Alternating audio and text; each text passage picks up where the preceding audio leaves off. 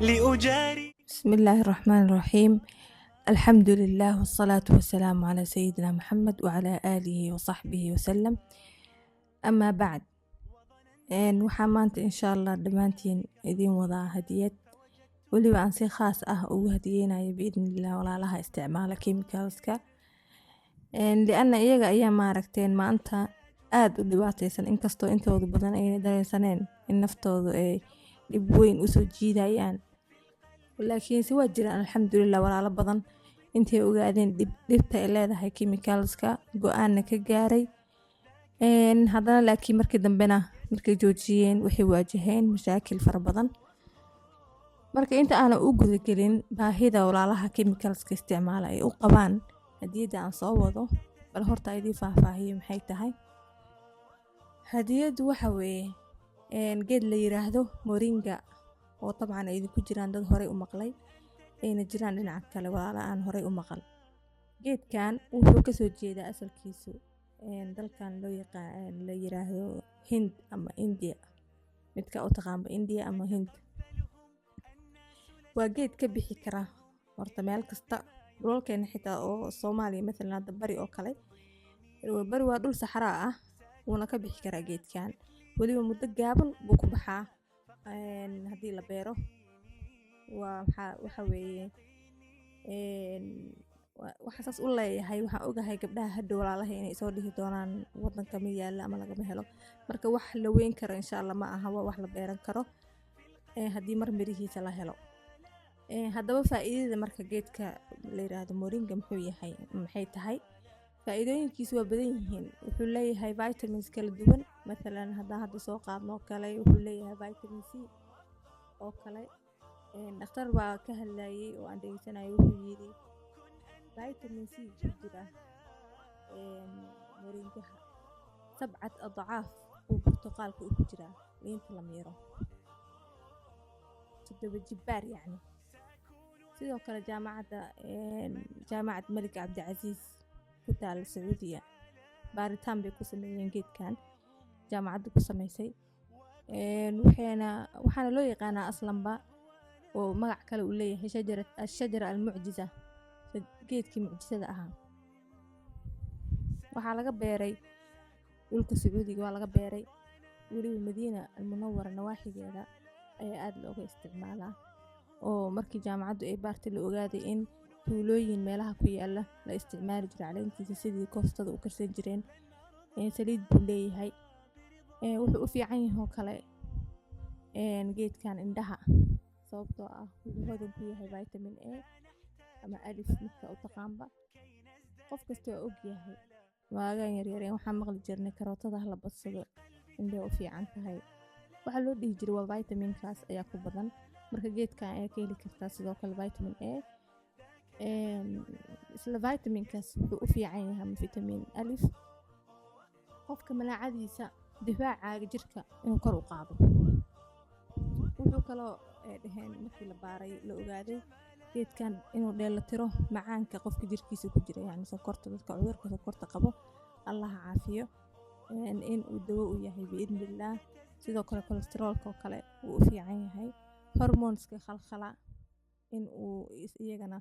uu dheellatiro, uu tawaasun u sameeyo, wuu u fiican yahay.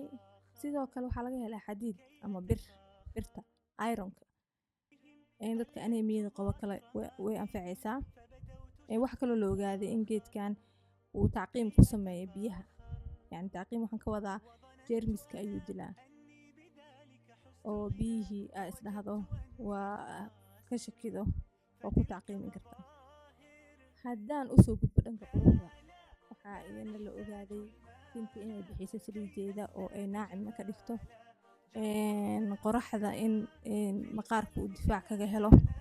haarahoo kale inay dawo u tahay, finanka sidoo kale maadaama la yiri jeermiska ayuu tacqiim ku sameeyaa. finankuna waxa keenaba waa jeermis ama bacteria. walaalayaal runtii horta waxa aan hadda idiin sheegayo waa kaliya inta aan kasoo faa'iiday baaritaanadii aan soo sameeyey, ee ma aha wax aniga shakhsiyan aan usoo tijaabiyey. balse waxaan horta si shakhsiyan aniga u tijaabiyey gabadheeda yar oo 2 jir ah baa maalin dhaweyd waxay iga noqotay horay gadaal. bahashan ayaan siiyey casiir laymuun baa ugu qasay wax kale horta ma siin aan iyada ahayn 2 goor markii aan siiyey oo yacni aad bay u shubmaysay una mantegaysay runtii alxamdulilah ilaahay caafimaad buu ka siiyey 2 goor kadib ama dhanka quruxda buxuustii ama baaritaanadii aan sameeyey ayaan ku kalsoonahay marka waxaan insha allah bilaabi doonaa biidnillah inaan ku daro muntajaadka ama alaabaha aan sameeyo hadday noqdaan kuwa tinta iyo wejigaba insha allah inaan geedkan ka faa'iidaysto saliideeda iyo caleenteedaba sidoo kale walaalaha iska joojinaya kiimikalka oo kale waa inay afka ka qaataan yacni ay taqdiye ahaan u qaataan oo isticmaalaan cunaan ma aha marsasho keliya bahashaan li'anna jirkooda sun ayaa maaragtay muddadii isticmaalayeen chemicalskii waxa weeye waa inay sunti ka dhaqaan marka waxay ka caawinaysaa in ay detox wax la dhaho bay u samayn kartaa yacni sunti inay kaa dhaqdo طيب إن شاء الله موضوع ولاها سيدي جيركودا ديتوكس uga sameyn karaan ama hadda koorna waa kasoo hadlay hadana insha Allah gadaal waa ka hadli doona biidillah طيب qaabka loo qaadan karo marka oo si taqdiye ahaan marsashada kama hadlayo sidee uga faa'iideysan karaan dadka xanuunahaas kale qaba oo kale waxaan dhihi lahaa horta fadlan walaalayaal ha ku degdegina khaasatan walaalaha uur kale iyo kuwa nuujinayaba aniga goor dhow baan bilaabay inaan isticmaalo wax dhib iyo dheef ah midna iskuma hayo haddaan ka reebo hadda intii aan lahaa gabadheeda yar baa ku caafimaaday marka laga reebo aniga ahaan waxba hadeer iskagama dareemin insha allah videoga soo socda waxaan kasoo dhigi doonaa biidnillah qaabka aan hadda u isticmaalo anigana waxaan ka arkay waa dhakhtar baan ka arkay walaaleel horta aniga cilmi aan maaragtay soo baran ma rabo inaan hadeer intaan idiin diro ama waxaan nafteeda kusoo tijaabin oo hadhowna ay walaalaha qaar ku waxyeeloobaan marka fadlan u fiirsada ama u dhugsada warka idiin sheegayo yacni si fiican hala ii dhuuxo khayr allah idin siiyo idinkoo mahadsan qaabka aan idiin sheegi doono oo aniga aan tijaabiyey wax dhibana ku hayn ilaa hadda alxamdulilah ayaa idiin soo gudbin doonaa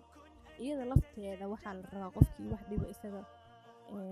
isku arka ama ka dareema inuu isla markiiba joojiyo lianna wax kasta oo la amaano horta ogaada ama xusuusta yacni adduun in la saarna oo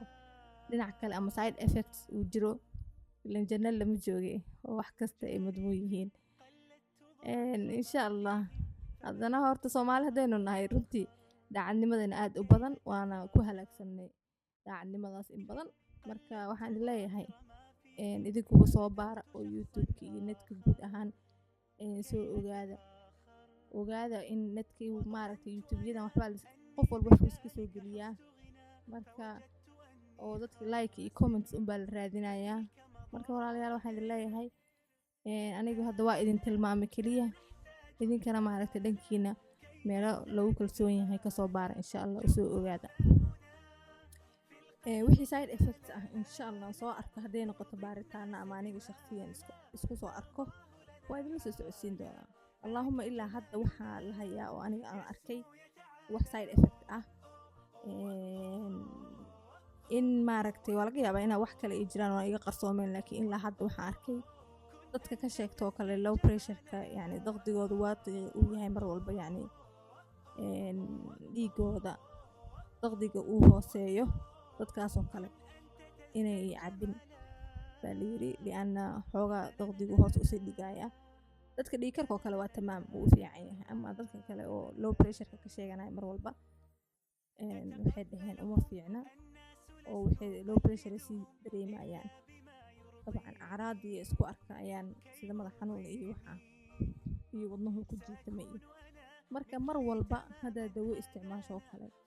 kale oo sida dadka sokorta qaba iyo dhiigkarka iyo dawo joogta ah jirta ay isticmaalaan marka mar walba ha laga fiirsado insha allah anigana qaabka aan hadda u isticmaalo waa iska qaab aad u fudud dawo ahaan uma qaataa aniga inta ahaanba u qaataa marka waa idin soo gudbin doonaa insha allah waa idinku dheereeyey raalli ahaada waa inuu mar kale khayr ayaa idiin rajeeyey channelkana subscribe dhaha biidnillah si videoyada aan soo wado ay idiin soo gaaraan